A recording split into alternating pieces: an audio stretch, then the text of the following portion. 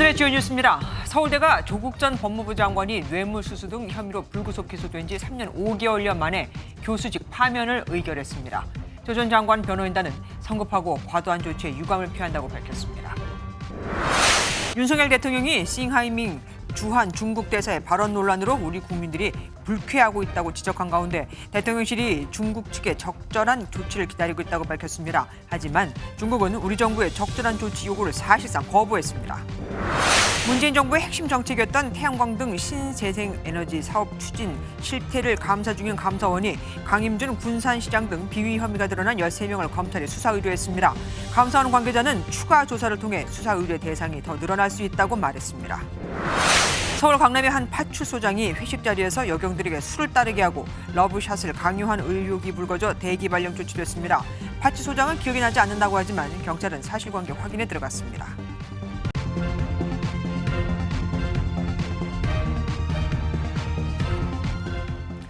서울대학교 징계위가 자녀 입시 비리 등 혐의로 1심에서 유죄 판결을 받은 조국 전 법무부 장관의 파면을 의결했습니다. 기소된 지 3년 5개월 만 이 기간 동안 교수 일을 하진 않았지만 당시 서울대 총장은 공소 사실만으로는 혐의 내용 입증에 한계가 있다면서 징계 의결 요구를 미뤘다는 비판을 받아왔고 동시에 조 전 장관은 월급의 50%, 30%를 지금까지도 쭉 받아와 논란이 일기도 했죠. 서울대 총장의 파면을 확정하면 조 전 장관은 앞으로 5년간 공무원과 교원 임용이 금지되고 교원 연금 혜택도 받지 못하게 됩니다. 첫 소식 김민수 기자가 시작하겠습니다. 서울대 교원징계위원회가 조국 전 법무부 장관에 대해 파면을 의결했습니다. 징계위는 딸의 장학금 수수와 사모펀드 운영 현황 보고서 증거 위조 교사, 하드디스크 증거 언닉 교사를 사유로 심사를 벌인 것으로 알려졌습니다. 서울대는 파면 사실만 전하고 파면 이유는 별도로 설명하지 않았습니다. 그거는 본인에게 설명하도록 돼 있지 대외적으로 설명하도록 돼 있지는 않아요. 징계위 결정은 지난 2019년 12월 말 조 전 장관이 뇌물수수 등의 혐의로 불구속 기소된 지 3년 5개월 만입니다. 서울대는 검찰 기소 한 달 만에 조 전 장관을 로스쿨 교수직에서 직위 해제했지만 공소 사실만으로는 입증에 한계가 있다며 징계 절차를 미뤄왔습니다. 그러다 지난 2월 조 전 장관이 1심에서 유죄를 선고받자 본격적인 징계 논의에 들어갔습니다. 파면은 징계위가 내릴 수 있는 가장 높은 수위의 징계입니다. 파면이 확정되면 조 전 장관은 5년 동안 공무원과 교원 임용이 금지되고 다른 대학 취업도 할 수 없습니다. 교원 연금 혜택을 받지 못하며 퇴직금 수령에도 불이익을 받습니다. 서울대 총장은 징계위로부터 징계 이유 등을 적은 징계 의견서를 통고받고 15일 안에 징계 처분을 내릴 것으로 보입니다. MBN 뉴스 김민수입니다. 계속해서 징계를 미루던 서울대가 이런 결정을 내린 건 올 2월 조 전 장관이 1심에서 징역 2년과 추징금 600만 원을 선고받았기 때문으로 보입니다. 하지만 조국 전 장관 측은 파면 소식에 성급하고 과도한 조치라며 즉각 반발했습니다. 변호인단도 파면이 무죄 추정 원칙에 어긋난다. 그러니까 항소심까지 가봐야 한다며 깊은 유감을 나타냈습니다. 이상엽 기자가 보도합니다.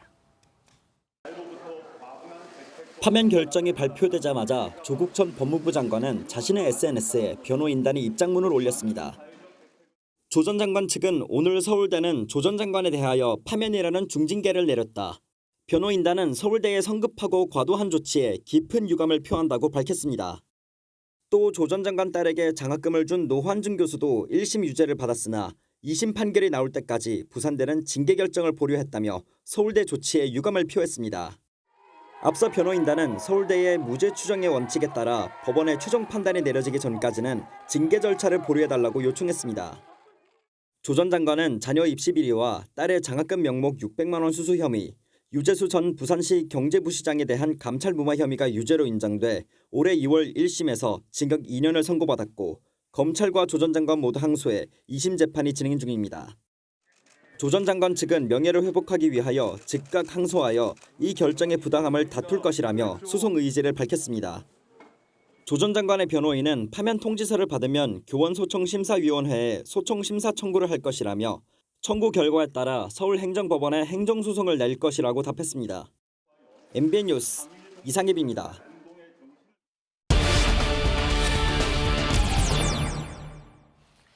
지난 주말 조국 전 법무부 장관의 SNS 글로 인해 내년 총선에 출마를 하겠다는 걸까? 미묘한 파장이 일고 있는 이 와중에 서울대가 파면 결정을 내린 거죠. 정치권이 더욱더 들썩일 것으로 보입니다. 민주당 출입하는 강영호 기자 더 자세히 알아보겠습니다. 강 기자, 조 전 장관에 대한 서울대 징계 결정 예정돼 있었던 겁니까? 네, 다소 급작스러운 발표였긴 네네. 했습니다. 다만 서울대 측에선 비공개였을 뿐 내부적으로 이미 잡혀있던 일정이었다 이렇게 설명을 했습니다. 네. 이 외부 요인에 의해 갑자기 열면 위법이다 이런 설명도 덧붙였습니다. 그런데 공교롭게도 지금 이때가 조 전 장관이 과연 내년 총선에 출마하느냐 마느냐 관심이 막 모여지던 때 아닙니까? 네, 논란의 발단은 지난 일요일이었죠. 조 전 장관이 SNS에 글을 올렸습니다. 네. 이 문재인 전 대통령과 찍은 사진을 올리면서 지도도 나침반도 없는 길 없는 길을 걸어가겠다 이렇게 적은 겁니다. 해당 글을 두고 내년 총선 출마를 염두에 뒀다는 해석이 뒤따랐습니다. 오늘 결정을 놓고 민주당 내부에선 출마를 할 수밖에 없도록 내몰고 있다는 목소리가 나왔는데 조심스러운 분위기도 감지됩니다. 잠깐만요. 조심스럽다고 지금 표현하셨는데 그거는 조 전 장관의 출마를 부담스러워하고 있다라고도 해석할 수 있겠습니다. 네, 이 민주당이 보궐선거와 대선, 지방선거까지 내리치면서 가장 회자됐던 말이 조국의 강입니다. 맞습니다. 이 조국 사태가 국민들이 민주당에게서 등 돌리게 한 원인이었고 이걸 극복해야 한다는 취지로 조국의 강을 건너야 한다는 말이 나왔던 겁니다. 하지만 조 전 장관을 지지하는 세력도 분명히 존재하는 만큼 출마를 둘러싼 의견이 엇갈리고 있습니다.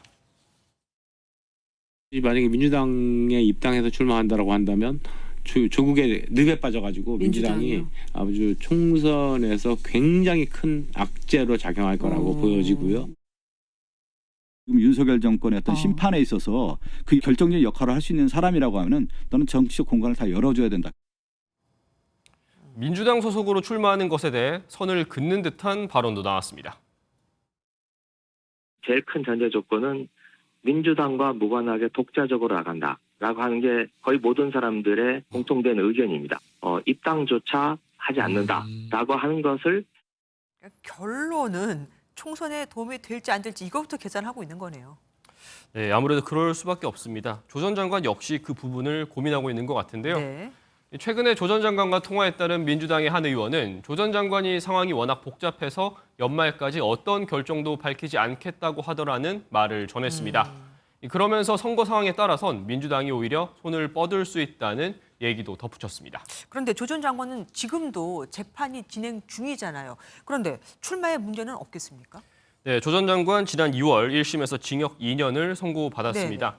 1심 나오는 데만 3년 2개월이 걸렸으니 내년 4월까지 대법원 확정 판결이 나올 가능성은 크지 않은 건데요.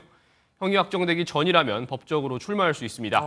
민주당 내년 총선 후보자 선출 관련 특별 당규 역시 하급심 유죄 판결을 받을 경우 부적격 처리한다는 조항을 삭제한 만큼 출마엔 아무 문제가 없을 것으로 보입니다. 그 조항을 삭제했군요. 그러면 국민의힘에서는 어떤 반응이 나오고 있습니까? 네, 국민의힘에서는 일단 조국이 나오면 땡큐 이런 반응이 나왔습니다. 네. 민주당으로 나오든 무소속으로 나오든 출마 자체가 민주당의 악재가 될 가능성이 크다고 보는 겁니다. 민주당이 제발로 다시 조국의 강에 빠지겠다는데 말릴 이유가 없습니다. 대환영입니다. 다만 파면 소식이 전해진 이후엔 사회적 신뢰를 훼손했다며 징역형을 받은 이가 총선을 꿈꾸는 일은 없어야 한다며 견제구를 던졌습니다. 총선이 각자의 지지층을 다 끌어모으는 과정이라고 보면 조 전 장관의 움직임이 실제 악재가 될지 혹은 강성 지지층을 모으는 요인이 될지는 지켜봐야 될 것 같습니다. 결국은 국민의힘도 또 표 계산으로 결론이 나는 겁니다. 지금까지 강영호 기자와 함께했습니다. 싱하이밍 주한 중국 대사의 부적절한 발언에 결국 대통령까지 나섰습니다. 윤석열 대통령이 부적절한 처신으로 우리 국민들이 아주 불쾌해하고 있다고, 상호 존중이라는 외교 가치를 저버렸다는 의심까지 든다고 밝힌 겁니다. 신재우 기자가 보도합니다. 싱하이밍 대사 태도를 보면 외교관으로서 상호 존중이나 우호 증진의 태도가 있는 것인지 의심스럽다. 윤석열 대통령이 비공개 국무회의에서 밝힌 내용입니다. 또 싱 대사의 부적절한 처신에 우리 국민이 불쾌해하고 있다고 덧붙였습니다. 한국에 파견 나온 외국 대사 발언에 대통령이 직접 반응한 건 상당히 이례적입니다. 대통령실 고위 관계자도 중국과 상호 호혜 원칙에 따라 건강한 관계를 만든다는 대한민국 정책에 대해 곡해된 발언을 했다고 지적했습니다. 그러면서 한국에 온 최고위 외교관은 아무리 문제점이 느껴져도 비공개로 협의하고 풀어나가야 하는데 이런 취지로 볼 때 어긋난 점이 있다고 덧붙였습니다. 대통령실의 우려에 외교부도 힘을 실었습니다.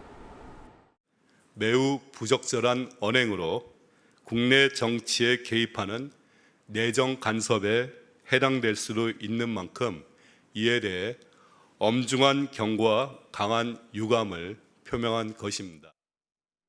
다만 대통령실은 한중 관계를 상호 존중과 우호 증진, 공동의 이익 추구라고 하는 대원칙에 입각하겠다는 입장도 재차 강조했습니다. MBN 뉴스 신재우입니다.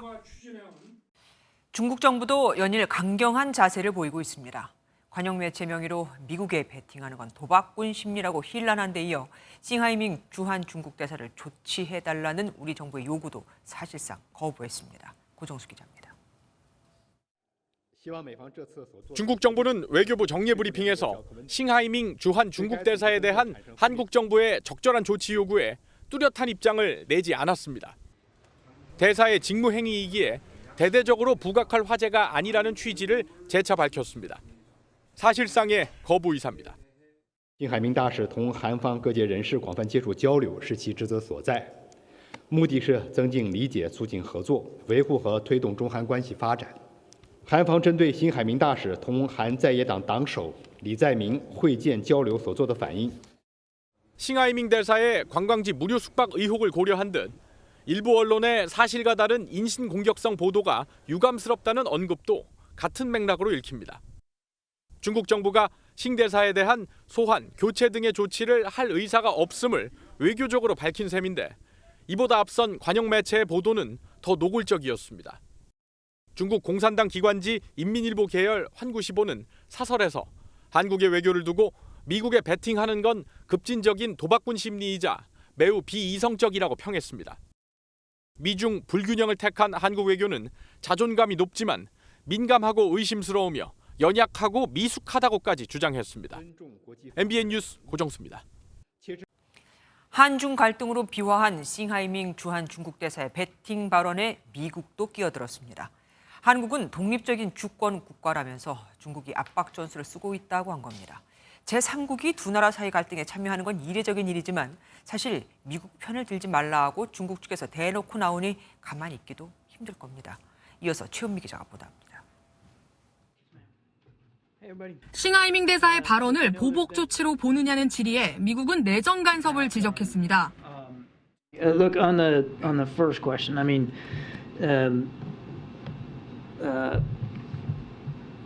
it certainly appears as if there was some sort of pressure tactic here used. 그러면서 한국은 주권 국가이자 독립 국가라며 적절하다고 판단되는 외교 정책을 내릴 권리가 있다고 강조했습니다. 주권 국가가 외교 정책 방향을 결정하는데 압박하는 건 내정 간섭이란 비판으로 해석됩니다. 이번 논란은 앞서 싱 대사가 이재명 더불어민주당 대표를 만나서 했던 발언으로 촉발됐습니다. 미국이 전략으로 중국을 압박하는 상황 속에서 일가에서 미국이 승리할 것이고 중국이 패배할 것이라는 그런 베팅이 하고 있는 것 같습니다.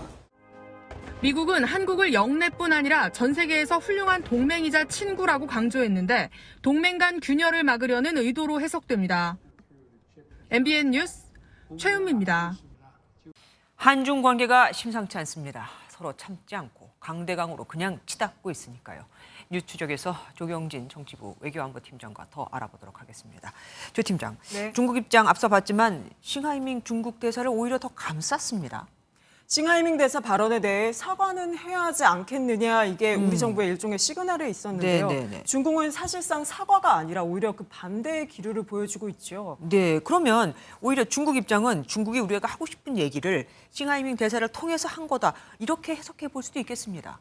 일단 우리 정부는 싱하이밍 대사를 초치했을 때에도 이 본인의 언행은 본인이 책임져야 할 것이라고 엄중하게 경고를 했습니다. 이 본국의 지시를 받아서 한 발언이 아니라는 전제가 깔려 있었던 거죠. 네. 이 중국이 아닌 싱 대사 개인의 문제로 일단 선을 그어서 대응을 했는데 오늘 보니 중국은 공식 입장으로 거론한 건 아니지만 싱 대사의 발언을 옹호하는 듯한 뉘앙스가 읽힙니다. 그렇죠. 그래서 대통령실이 이 문제는 외교부에 이름했으니 이 부분은 좀 더 지켜봐야겠습니다. 그리고 대통령이 지금 국무회의에서 지금 싱하이밍 대사 얘기를 콕 집어서 했잖아요. 네. 이것도 사실 이례적인 거 아닙니까? 맞습니다. 이 국무회의, 이 장소에 좀 집중을 해보자면 국무위원과 대통령실 핵심 참모 50여 명이 참석을 하잖아요. 네네. 이 자리에서 중국에 할 말을 하겠다는 대통령의 의지를 보여준 겁니다. 중국의 약한 모습을 단 한순간도 보여서는 안 된다. 이렇게까지도 해석이 됩니다.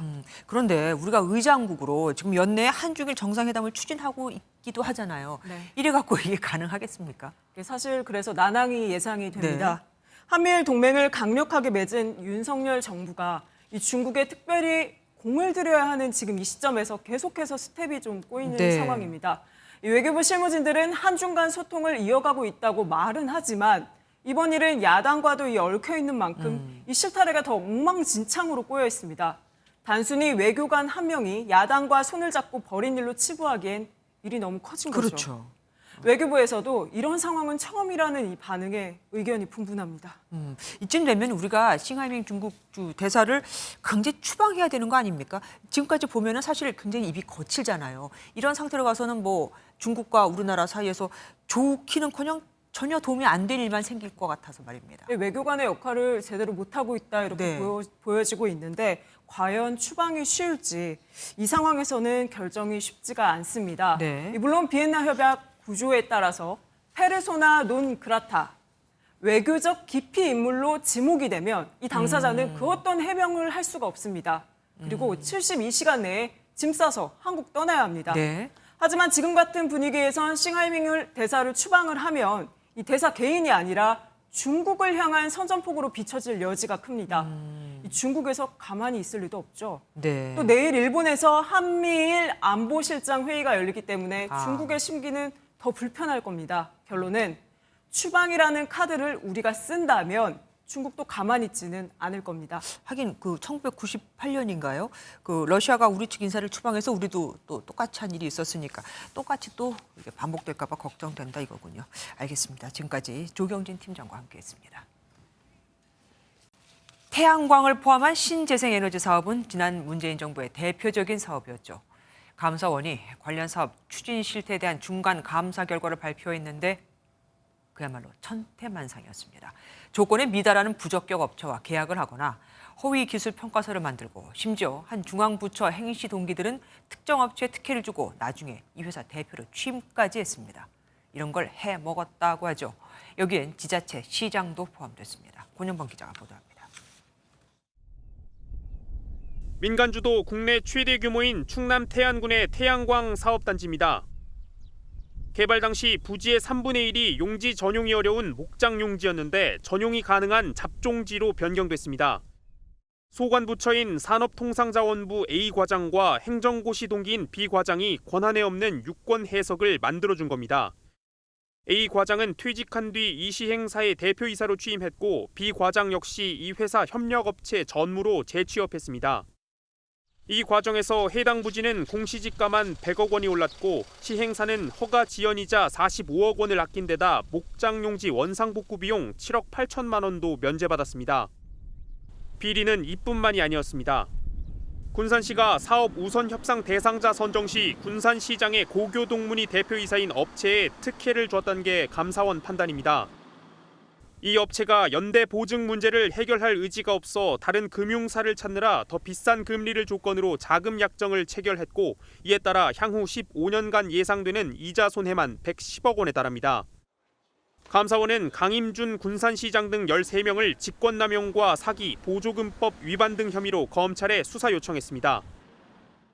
감사원은 사적 이해관계 신고 없이 태양광 사업 업무를 맡거나 미공개 내부 정보를 이용해 이익을 챙긴 8개 기관 250여 명에 대한 수사 요청도 검토 중입니다.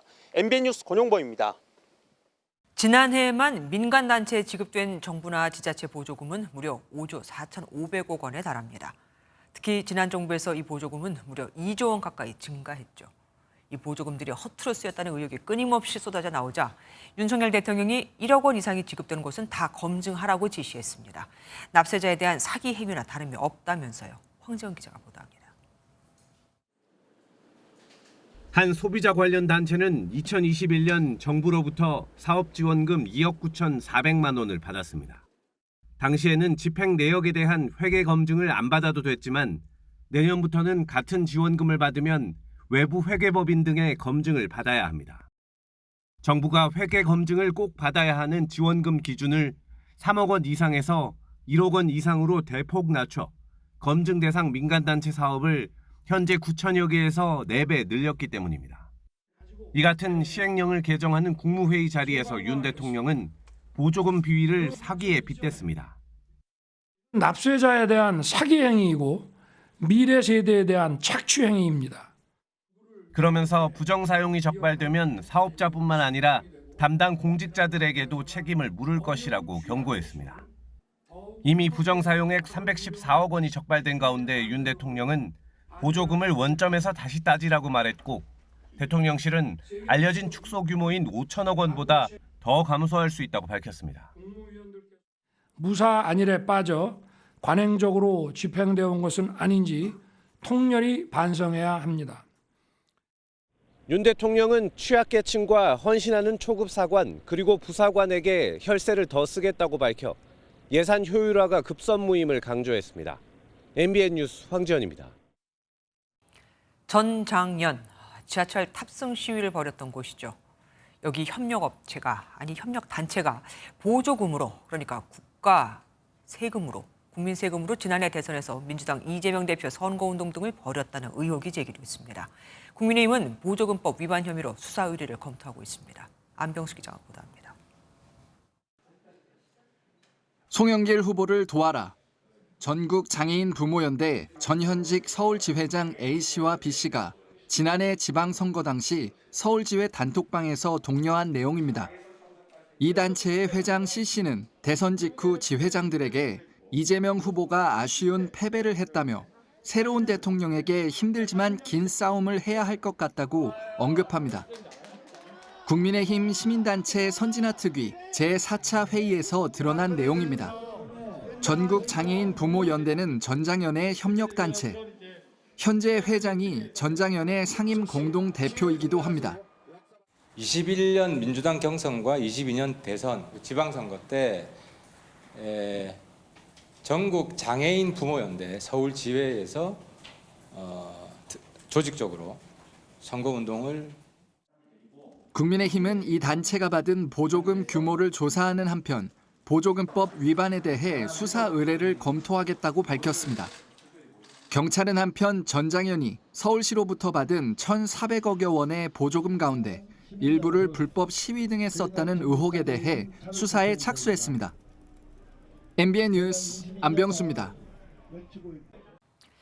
이른바 부산 돌려차기 사건 가해자가 재판부에 제출한 항소 이유서가 공개되면서 또 한 번 공분이 일고 있습니다. 왜 상해가 살인 미수로 바뀌었는지, 또 왜 이리 많은 징역을 받아야 하는지 모르겠다고 썼는데 반성이라는 단어는 마지막 줄에 딱 한 번 나옵니다. 이분은 피해자보다 더 억울해 보입니다. 박성호 기자가 보도합니다.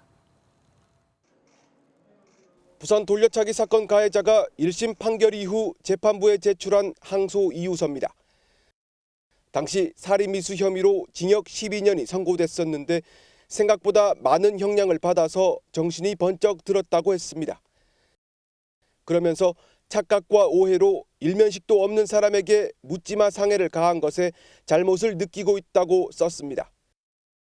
그런데 왜 상해가 살인 미수가 됐는지, 자신은 왜 이리 많은 징역을 받아야 하는지 모르겠다고 적었습니다.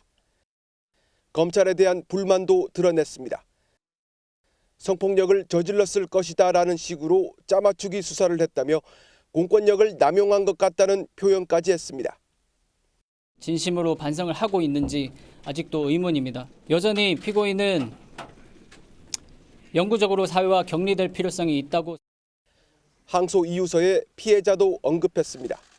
피해자가 회복되고 있다며 말도 잘하고 글도 잘 쓰는데 피해자라는 이유로 진단서와 소견서, 탄원서를 다 들어주는 거 아니냐며 되레 재판부에 되물었습니다. 죽으라는 얘기랑 똑같은데 저렇게 대놓고 보복하겠다는 사람을 아무도 안 지켜주면 저는 어떻게 살라는 건지. A4 용지 3장 분량 중에 반성이라는 단어는 딱 한 번 나옵니다. 가해자는 억울함을 호소하며 항소했지만 항소심에서 강간살인미수로 죄명이 바뀌었고 1심보다 8년이 더 늘어난 징역 20년을 선고받았습니다. MBN 뉴스 박상호입니다. 요즘도 이런 분들이 있네요. 파출소장이 파출소 여경들과의 술자리에 지인을 불러 술을 따르게 하고 러브샷을 강요하는 등 갑질 논란으로 대기 발령 조치됐습니다. 해당 파출소장은 그런 기억이 없다는 입장인데 경찰은 감찰에 착수했습니다. 백길종 기자가 보도합니다. 서울 강남의 한 파출소장 A 경감이 갑질 논란으로 지난주 대기 발령 조치됐습니다. A 경감은 지난해 11월 중순 술자리에서 파출소 직원들에게 갑질을 했다는 의혹을 받고 있습니다. 당시 참석한 직원은 여경 6명과 남자 팀장 2명. 직원들은 파출소 회식 자리로만 알았지만 A 경감은 지인 2명을 데려왔습니다. 지역경찰 업무에 협력할 목적으로 꾸려진 생활안전협의회 회원 2명이었습니다. 이 자리에서 A 경감은 이들 일반인 2명에게 술을 따르도록 직원들에게 시킨 것으로 알려졌습니다. 또 일부 여경에겐 남성 동석자와 러브샷을 강요하기도 한 것으로 알려졌습니다. 이 같은 의혹에 대해 A 경감은 술을 따르라거나 러브샷을 강요한 기억이 없다며 당사자 조사 없이 대기 발령 조치한 것도 받아들이기 어렵다고 밝혔습니다. 경찰은 A 경감의 술자리 비위 사실이 확정된 것은 아니라며 사실관계 확인을 위해 조사 중이라고 밝혔습니다. MBN 뉴스 백길종입니다. 25만 원을 빌렸는데 석 달 만에 갚아야 할 돈이 1억 5천만 원으로 불어났습니다. 취업준비생같이 소액 급전이 필요한 사람들에게 5,000%가 넘는 이자를 받아 챙긴 건데 피해자들은 살인적인 이자 압박에 가출을 하거나 암까지 걸렸죠.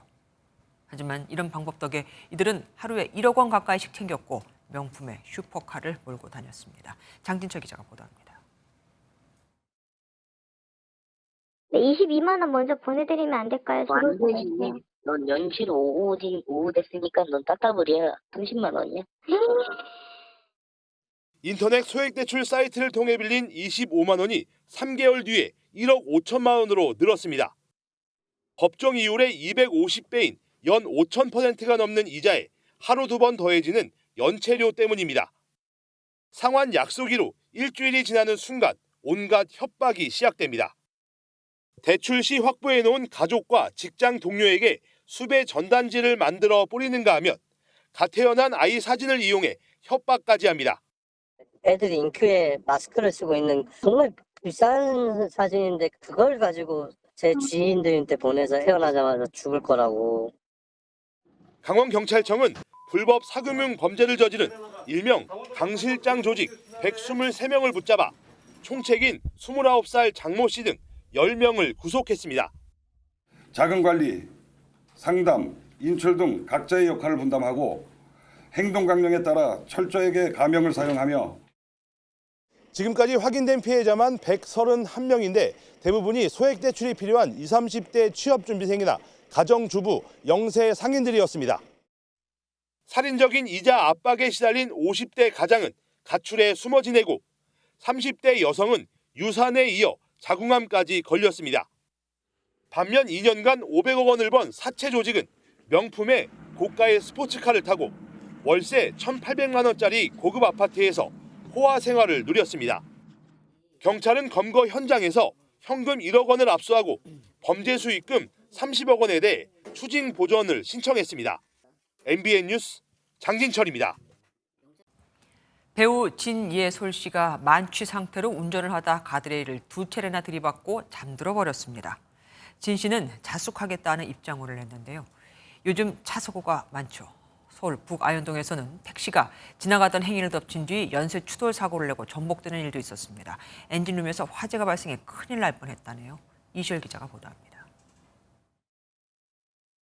어두운 밤 순찰차 한 대가 쏜살같이 대로를 지나갑니다. 어젯밤 10시 반쯤 서울 올림픽대로에서 음주운전 차량이 있는 것 같다는 112 신고를 접수받은 경찰이 음주 차량을 추격하는 모습입니다. 경찰은 신고 30분 만에 차량을 붙잡았는데 운전자는 배우 진예솔 씨로 확인됐습니다. 배우는 이 삼거리에서 신호대기를 하다 경찰에 적발됐는데 당시 기어는 주행 상태였습니다. 진 씨의 혈중 알코올 농도는 면허 취소 수준이었는데 서울 신사동에서부터 약 17km를 운전하며 가드레일도 2차례나 들이받은 것으로 알려졌습니다. 진 씨는 본인의 SNS에 절대 하지 말아야 할 큰 잘못을 했다며 반성의 글을 올렸고 진 씨의 소속사도 변명의 여지가 없다며 깊은 책임을 통감하며 자숙하겠다고 밝혔습니다. 소방대원들이 구조 활동을 이어나갑니다. 오늘 오후 1시 40분쯤 서울 부가연동의 한 도로에서 택시가 지나가던 행인을 친 뒤 다른 차량도 받는 연쇄 추돌 사고가 발생했습니다. 택시 기사가 먼저 보행자 치고 나오면서 이제 도로 쪽으로 나오면서 트럭이랑 승용차 부딪혔다고 하거든요. 이 사고로 택시 운전자 70대 A씨가 심정지 상태로 지나가던 행인을 포함한 다른 4명도 크고 작은 부상을 입어 병원으로 옮겨졌습니다. 경찰은 차량 블랙박스 등을 토대로 자세한 사고 경위를 조사하고 있습니다. MBN 뉴스 이시열입니다. 3년 전 서울 유명 호텔에서 나흘간이나 난동을 부린 폭력 조직 조직원들이 무더기로 구속영장 심사를 받았습니다. 그 호텔 주인이 60억 원을 빌려가 떼어먹었다는 거였는데 검찰은 호텔 인수 과정에서 돈을 잃었다고 주장하는 투자자가 범행을 사주한 것으로 보고 있습니다. 우정환 기자가 보도합니다. 큰 체구의 남성들이 잇따라 법원 안으로 들어옵니다. 국내 10대 조폭으로 꼽히는 수노아파 조직원들이 구속영장 실질 심사를 받으러 오는 모습입니다. 이들은 지난 2020년 서울 한남동 그랜드 하얏트 호텔에 난입해 3박 4일 동안 공연을 방해하고 직원들을 위협한 혐의를 받습니다. 당시 조직원들은 호텔 소유주인 배상윤 KH그룹 회장 이름을 거론하며 60억 원을 갚으라고 외친 걸로 알려졌습니다. 검찰은 호텔 인수 과정에서 투자금을 잃고 배 회장과 갈등을 빚은 투자자가 범행을 사주한 걸로 보고 있습니다. 배상윤 회장과 갈등 빚은 투자자 사주 받으신 거 맞나요? 앞서 지난해 말에도 같은 혐의로 수노아파 조직원을 기소하기도 했는데 이번 건은 검수완박법으로 못했던 조폭 수사를 검수원복 시행령으로 제기하면서 거둔 성과로 꼽힙니다. 세계 10위 안에 드는 선진국에서 깡패가 기업인 행세하면서 사회 주류 행세하면 안 됩니다. 조폭 난동의 원인이 된 호텔 인수 과정을 비롯해 알펜시아 리조트 입찰 담합, 4천억 원대 배임과 600억 원대 횡령 혐의 등 배 회장과 KH그룹에 대한 수사도 속도를 내고 있습니다. 검찰은 해외 도피 중인 배 회장에게 음식과 도박 자금을 지원하고 도피를 도운 혐의로 우모 KH그룹 총괄 부회장 등 임직원들을 재판에 넘겼습니다. MBN 뉴스 우종환입니다. 어떤 영화를 볼지 고를 때 박스오피스 순위를 참고하는 분들 많죠. 그런데 이것도 조작을 한다는 걸 아십니까? 배급사가 영화관에 지시하면 영화사는 알아서 관행적으로 그것도 수시로 관객수를 늘려줬다고 하네요. 경찰이 대형 영화관과 배급사 등 6곳을 압수수색했습니다. 어떤 영화들이 있는지 보실까요? 신영빈 기자가 단독 보도합니다. 경찰이 박스오피스 순위를 조작했다는 의혹을 받는 영화관과 배급사에 대한 압수수색에 나섰습니다. 압수수색 대상이 된 곳은 총 6곳. 대한민국을 대표하는 멀티플렉스 3곳과 대형 배급사 3곳입니다.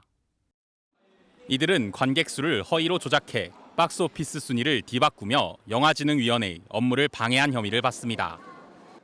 영화진흥위원회는 영화관 입장권 통합 전산망을 운영하며 영화별 관객 수와 매출액 등을 통해 영화 흥행 성적을 가늠할 수 있는 박스오피스를 관리합니다.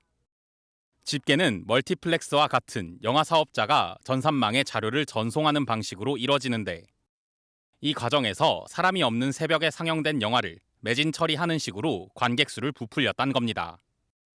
이런 방식으로 관객 수를 부풀렸다고 의심받는 영화는 2022년 개봉한 비상선언, 2021년 개봉한 비와 당신의 이야기 등이 있습니다. 재밌으니까 많이 가지 않을까 해서 아무래도 더 한번 볼까 의심이 들 것 같고 그 영화가 설사 좋다 하더라도 일단은 좀 거부 반응이 처음엔 들 것 같은데요. 영화계를 이끌어온 국내 대형 업체들이 수사 대상에 오르면서 코로나19 부진에서 이제 회복기에 접어들려는 영화계 분위기에 찬물을 끼얹는 게 아닐지 우려가 나오고 있습니다. MBN 뉴스 신영빈입니다. 논이나 밭 옆에 잠깐 휴식하거나 농기구를 보관하기 위해 가져다 놓은 창고 같은 시설을 농막이라고 하죠. 그런데 이 농막에서 밤에 잠을 자면 불법이 된다고 합니다. 본래 목적과 달리 별장이나 전원주택처럼 사용하는 사례가 늘자 정부가 규제를 강화하는 건데 불똥이 애먼 것으로 튀고 있습니다. 장명훈 기자가 취재했습니다. 경기 양평군의 한 시골 마을. 산 비탈을 따라 번듯한 대문과 울타리, 정원이 갖춰진 집들이 모여 있습니다. 겉만 보면 영락 없는 전원주택이지만 사실 모두 농막으로 정부 점검 결과 절반 정도가 농막의 목적과 규격에 벗어난 불법이었습니다. 주말에는 다 토요일이면 다 오고 일요일 날 있다가 이제 여기를 약간 별장처럼 쓰시는 건가요? 그런 힘이죠. 근데 이쪽으로 이제 몇 집은 살아요. 이처럼 농막을 불법 중축하거나 전원주택으로 사용하는 문제가 발생하자 정부는 관련 규정 개선안을 마련하고 있습니다. 주거 목적을 막기 위해 숙박이나 야간 취침은 금지하고 휴식 공간은 바닥 면적의 25% 이하로 제한하는 게 핵심 내용입니다. 불똥은 애먼 곳으로 튀었습니다. 주말 농장 등 본래 취지에 맞게 사용해도 농막에서 잠을 못 자거나 휴식 공간이 고작 2평 남짓인 건 현실과 맞지 않다는 겁니다. 지자체와 농촌에서는 주말 생활 인구가 줄고 도시인들의 귀촌 체험도 줄어든다며 농막 규제에 반대하는 목소리도 있습니다. 오히려 그 양성화해서 이걸 잘 해서 말하자면 서민층들이 그나마 좀 자연을 찾고 농촌을 지역을 찾을 수 있도록 해주는 것이. 농림축산식품부는 혼선이 커지자 주말 농장 활용에 불편이 없도록 하겠다고 밝혔지만 강화된 규정을 둘러싼 혼란은 불가피할 전망입니다. MBN 뉴스 장명훈입니다.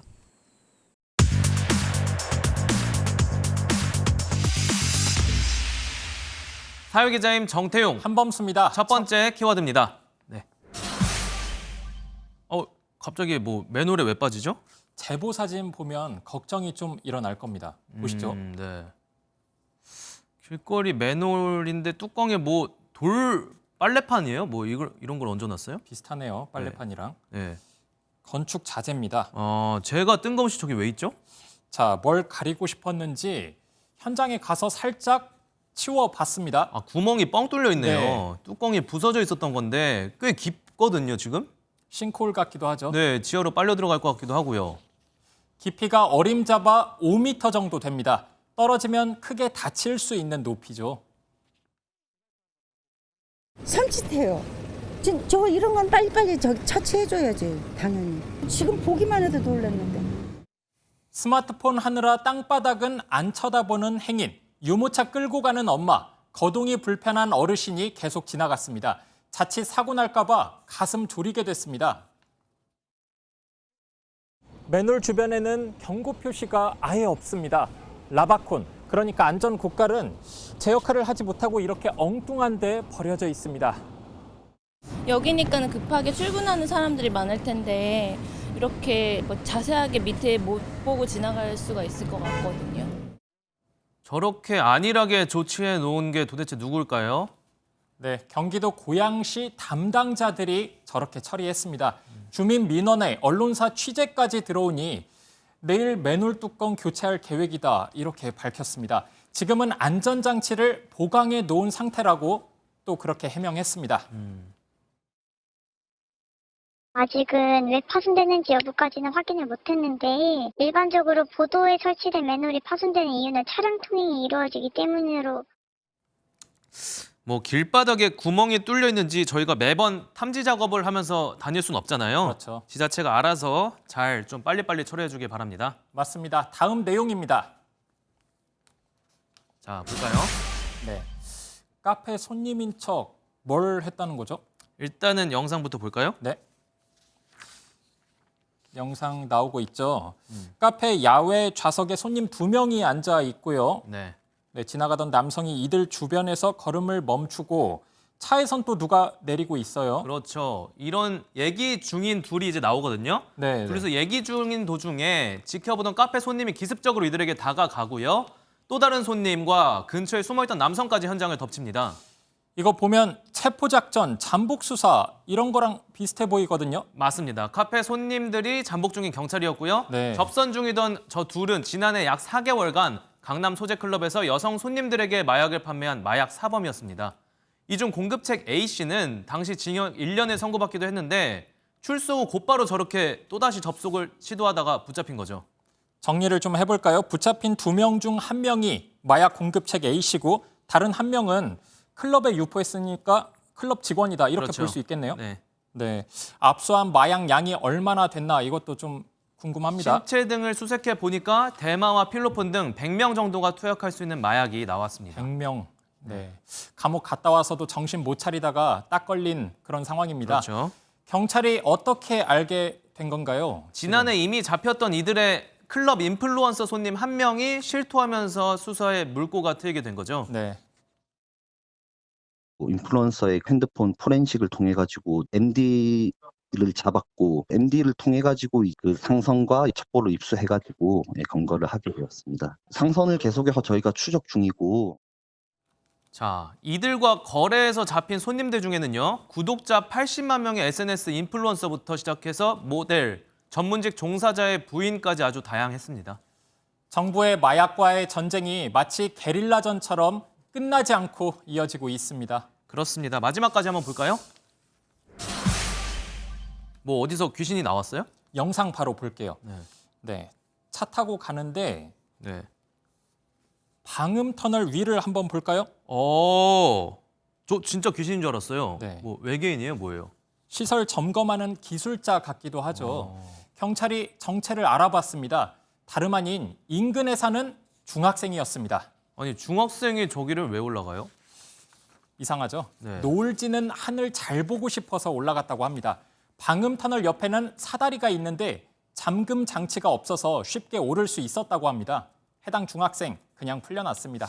뭐 귀신, 외계인 아닌 건 다행이지만 좀 놀라긴 했습니다. 네. 아무튼 뭐 공공시설 안전관리부터 청소년 안전교육까지 모두 꼼꼼히 해야 될 것 같습니다. 맞습니다. 오늘은 여기까지입니다. 사회기자 M이었습니다. 내년 최저임금을 조율 중인 최저임금위원회가 업종별로 차등을 둘지 말지를 놓고 본격적인 논의에 들어갔습니다.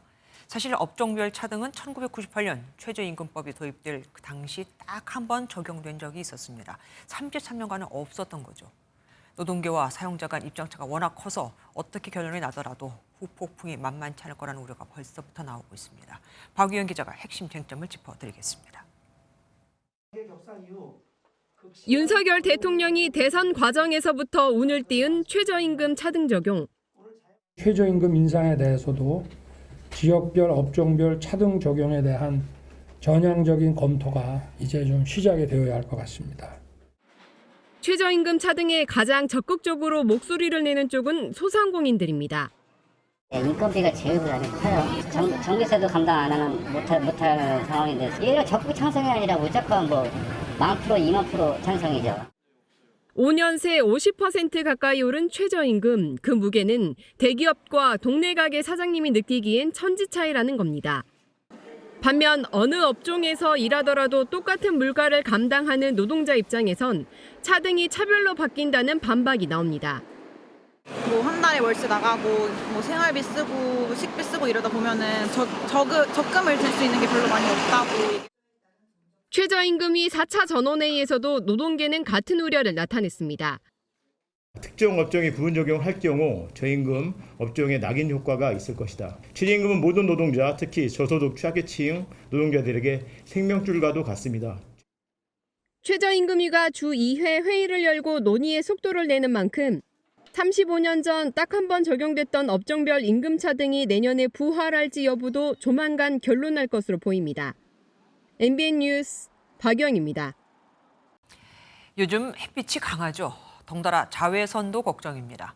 자외선에 오래 노출되면 피부 화상은 기본, 색소 침착과 피부 노화, 심지어 피부암까지 걸릴 수 있으니 자외선 차단제는 이제 필수가 됐는데 제대로 바르고 계십니까? 올바른 사용법 최희지 기자가 전해드리겠습니다. 햇볕이 강하게 내리쬐는 오후 자외선을 가리기 위해 양산을 쓰고 다니는 사람들이 눈에 띕니다. 오늘 자외선 지수는 높음으로 햇볕에 노출 시 1시간에서 2시간 내에도 피부 화상을 입을 수 있는 수준입니다. 아이랑 물놀이를 갈 때 집에서 선크림을 바르긴 하는데요. 야외에서 오랜 시간 활동을 하다 보니까 집에 오면 얼굴이며 목, 팔다리 이런 데가 빨갛게 화상 입어서. 평소에도 자외선 지수가 높은 날은 차단제를 꼭 써야 합니다. 자외선 B 차단 지수인 SPF와 자외선 A 차단 등급인 PA 지수가 높을수록 차단 효과가 좋습니다. 일상생활에도 SPF 15 이상의 제품을 발라주시고 야외 활동을 하시기 전에는 SPF 30 이상의 제품을 2시간 간격으로 외출하기 15분 전에 바르는 것이 좋고 장시간 외부 활동이 있을 때에는 수시로 덧발라야 합니다. 충분한 양을 바르는 것도 중요한데요.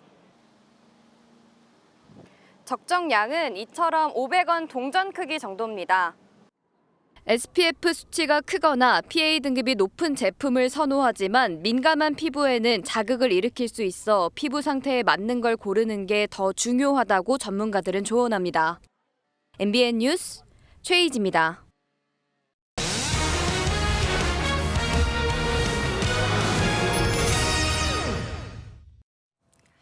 부산 엑스포 유치를 위한 MBN 기획 마지막 순서. 오늘은 역대 엑스포가 남긴 랜드마크들을 살펴보겠습니다. 가장 대표적인 게 바로 파리 에펠탑이죠. 파리 엑스포 때 출입구로 지어졌던 거거든요. 부산에는 어떤 랜드마크가 들어설까요? 정설민 기자가 취재했습니다. 1889년 파리 엑스포의 출입구로 에펠탑이 지어졌습니다. 건설 당시 흉물 취급을 당했지만 해마다 700만 명이 찾는 관광 명소가 됐습니다.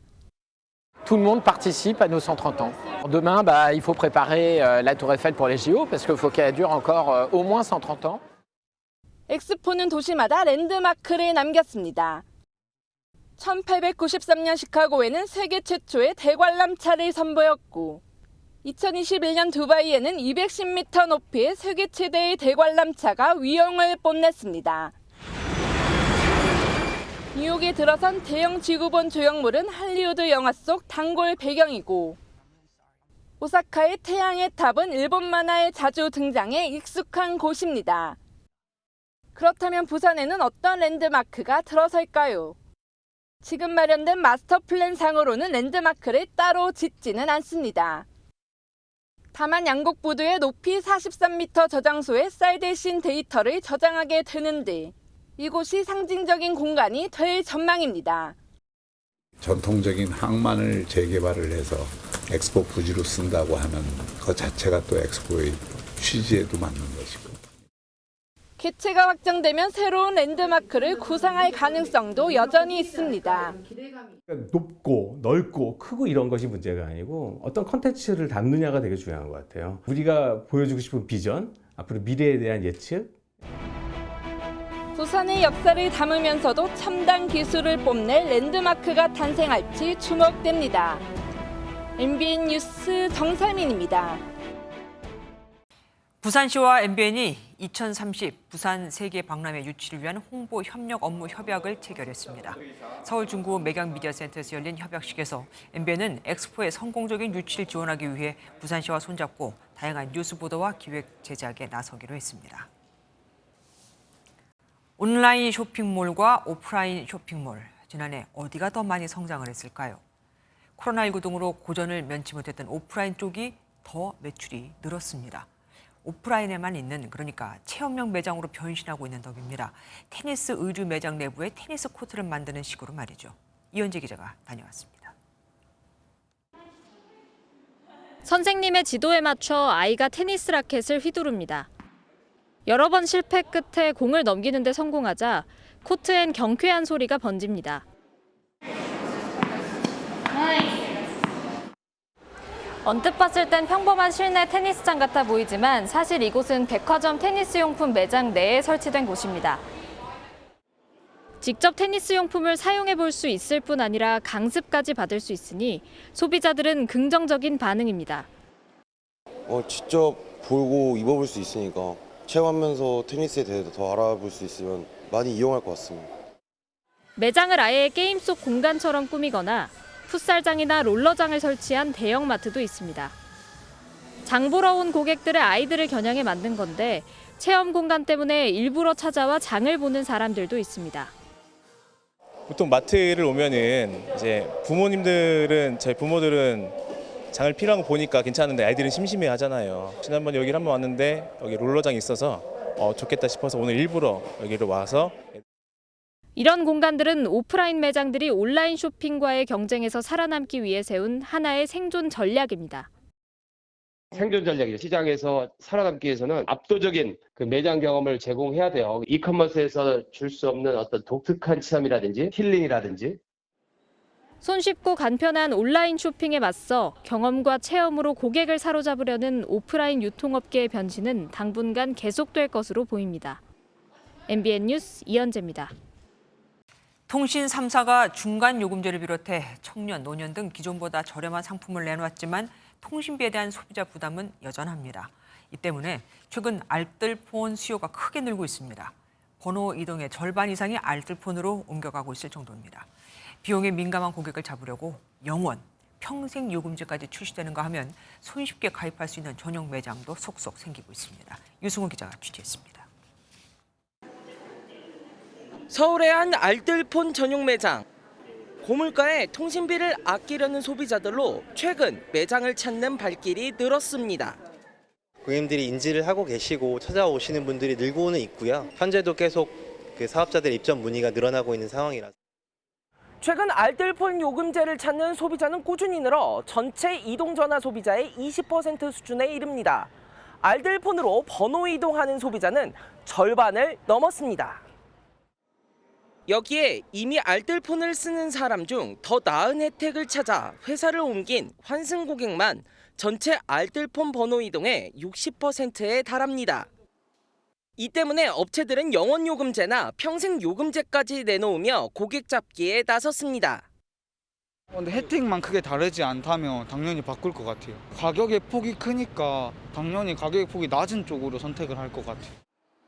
턱없이 부족한 오프라인 매장과 기존 통신 3사보다 불편한 인증 절차 등 해결해야 할 과제도 많습니다. 인증이라든지 할 때 알뜰폰을 이렇게 제한되더라고요. 그런 부분들이 없어져야 알뜰폰을 좀 많이 선호하고 선택할 수 있을 것 같아요. 알뜰폰 전성 시대에 걸맞게 사업자는 물론 정부도 소비자 편익을 키우려는 노력이 필요할 때입니다. MBN 뉴스 유승호입니다. 우리 대중음악사를 새로 쓴 방탄소년단 BTS가 데뷔한 지 오늘로 꼭 10년이 됩니다. 방탄소년단의 팬, 그러니까 이 아미들에겐 한국이 성지나 다름없죠. 보랏빛으로 물든 한국, 그 성지 순례에 나선 세계 팬들의 모습을 김문영 기자가 담아왔습니다. 서울의 한 음식점 앞, 입장 시간을 기다리는 BTS의 팬들이 줄을 서 있습니다. BTS가 연습생 시절 자주 먹은 이른바 BTS 쌈을 만들어 먹습니다. 데뷔 10주년을 기념하기 위해 한국을 찾아온 전 세계의 팬들, 즉 아미는 BTS의 자신을 사랑하라는 메시지가 삶을 바꿨다고 입을 모았습니다. They're very special for me because they have really changed my life. They have saved me when I was depressed. BTS는 한국 가수 최초로 빌보드 핫100 정상에 올랐고 미국의 권위 있는 대중음악 시상식에서 수년 연속 수상하며 K-팝의 주류 음악 시장 진입을 이끌었습니다. 유엔 총회에서는 자기 사랑 메시지를, 미국 대통령 앞에서 아시아인 증오 범죄에 대한 목소리를 내는 등 민간 외교 역할도 했습니다. 정부가 현직 가수 최초로 기념 우표를 제작했는데 사전 판매 물량이 3시간 만에 동났습니다. 우표 판매 첫날도 우표를 구매하기 위해 대기하는 진풍경이 연출됐습니다. That they will stay as BTS forever. So this 10th anniversary means a lot to us, of course, but I guess it means a lot to K-pop, like other groups too. 남산 서울타워와 반포대교 등 서울 곳곳이 BTS의 상징색인 보랏빛으로 물든 가운데 BTS는 방탄소년단까지 가보자는 소감을 전했습니다. MBN 뉴스 김문영입니다. 외교부와 산림청이 오늘 기후위기에 대응하는 플랜트 아워 플래닛 캠페인을 지속하기 위해 협력 의향서를 체결했습니다. 지난 4월 시작한 플랜트 아워 플래닛은 가상의 메타버스 게임에 참여해 나무를 심으면 현실에서도 나무를 심는 캠페인입니다. 지금까지 220여 개국에서 2,800만 명의 캠페인에 참여했고 지난달 몽골에 이어 이번 달 인도네시아에서 식수 행사가 열릴 예정입니다. 매경미디어그룹과 한국에너지공대가 오늘 전남 나주 한국전력본사에서 에너지 전환을 주제로 포럼을 개최했습니다. 장대환 매경미디어그룹 회장은 축사를 통해 한국에너지공대를 중심으로 나주시가 세계에서 주목하는 에너지 연구 특화 대학 도시로 도약해 인구 소멸에 대응해야 한다고 주문했습니다.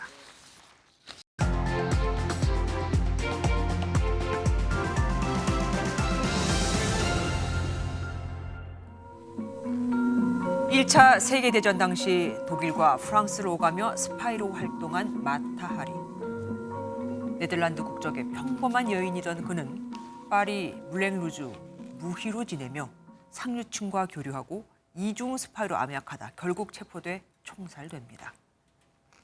마그레타 젤러라는 본명보다 마타 하리가 더 유명해진 건 그가 상대국 고위 인사나 장군들의 심리와 성향까지 간파해냈기 때문이었죠. 삼성전자 반도체 공장 설계 자료를 몰래 빼와 중국에 그야말로 복제판 공장을 지으려던 전 삼성전자 상무 최모 씨가 구속되고 이에 가담한 6명이 재판에 넘겨졌죠. 삼성 임원 출신인 최 씨는 하이닉스 사장 물망에 오를 정도로 반도체 업계에서 유력 인사였는데 2020년 중국 청두시로부터 4,600억 원을 투자받아 이미 지난해 반도체 신제품까지 생산을 해냈다고 합니다. 이 사건으로 삼성전자의 피해액은 최소 3천억 원. 기술 유출은 기업들이 막대한 시간과 돈을 들여 이뤄낸 성과물을 송두리째 도둑맞는 건데 문제는 이게 어제 오늘 일이 아니라는 거죠. 2016년부터 지난해까지 반도체, 전기전자, 조선, 디스플레이 등 산업기술의 해외 유출은 적발된 것만 무려 142건이나 됐거든요. 더 큰 문제는 처벌입니다. 국가 핵심 기술 해외 유출에 대한 법정형은 3년 이상 유기징역이지만 실제 법원의 기본 양형 기준은 1년에서 3년 6월에 그치고 있고 진지한 반성 같은 감경 요소라도 더해지면 실형이 선고되는 비율은 더 낮아지게 되거든요. 하지만 만약 우리나라 사람이 미국에서 이런 식으로 기술을 빼내오다 들키면 피해액에 따라 최대 33년 9개월의 징역형까지 받게 됩니다. 여러분이라면 만약 들키면 고작 징역 1, 2년 살고 안 들키면 평생 먹고 사는데 지장이 없이 벌 수 있다면 어떻게 하시겠습니까? 적어도 고민은 해보지 않을까요?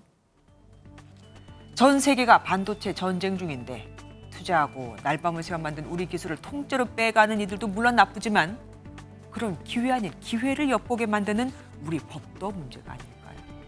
도둑도 나쁘지만 도둑질하고 쉽게 만드는 것도 그 못지않게 아주 나쁜 겁니다. 김주아의 그런데 오늘은 전쟁 중 간첩질과 뭐가 다른가? 였습니다.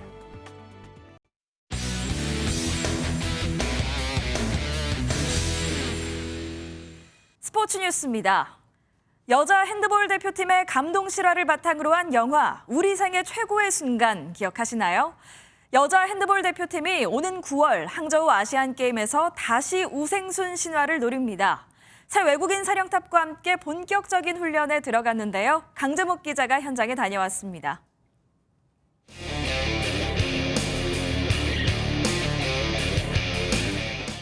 달리고 던지고 또 달리는 선수들.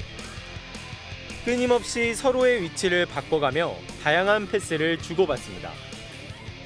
신임 사령탑 스웨덴의 시그넬 감독도 직접 시범까지 보여주며 선수들을 독려합니다.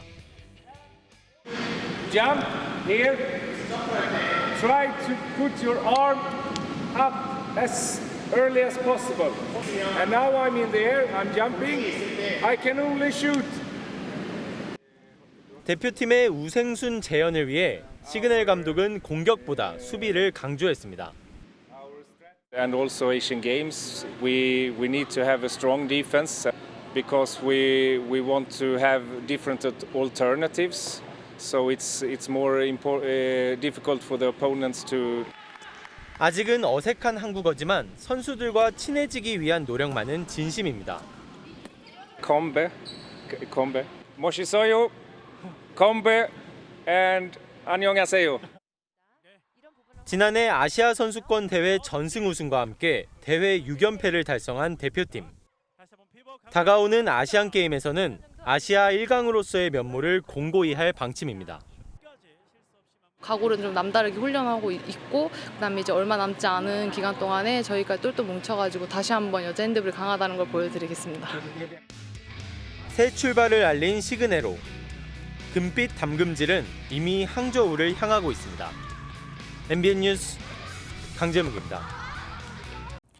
한국 수영의 간판 황선우가 자유형 200m에서 올 시즌 세계 1위 기록으로 우승했습니다.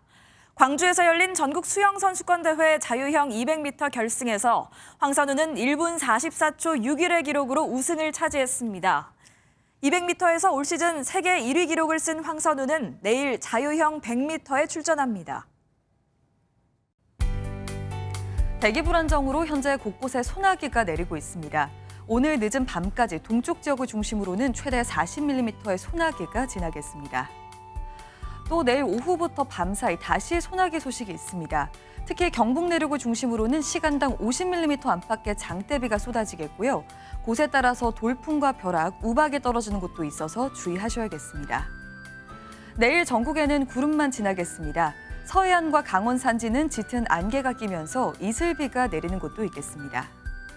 내일 중부지방은 서울이 27도, 대전은 28도 보이겠고요. 남부지방은 광주와 대구가 29도, 부산 26도 등으로 전국적으로 낮더위가 계속되겠습니다. 주말에는 서울 낮 기온이 31도까지 올라서 더 더워지겠습니다. 내셨습니다. 안녕하세요. 김주하입니다. 공정하고 신속한 MBN 뉴스, 유튜브를 통해서도 만나보실 수 있습니다. 특히 더 많은 뉴스와 라이브를 보고 싶으시다면 오른쪽을 눌러서 구독하시면 됩니다. 어렵지 않죠? 빠르고 정확한 뉴스로 계속 찾아뵙겠습니다. MBN 뉴스를 시청해 주신 여러분 고맙습니다.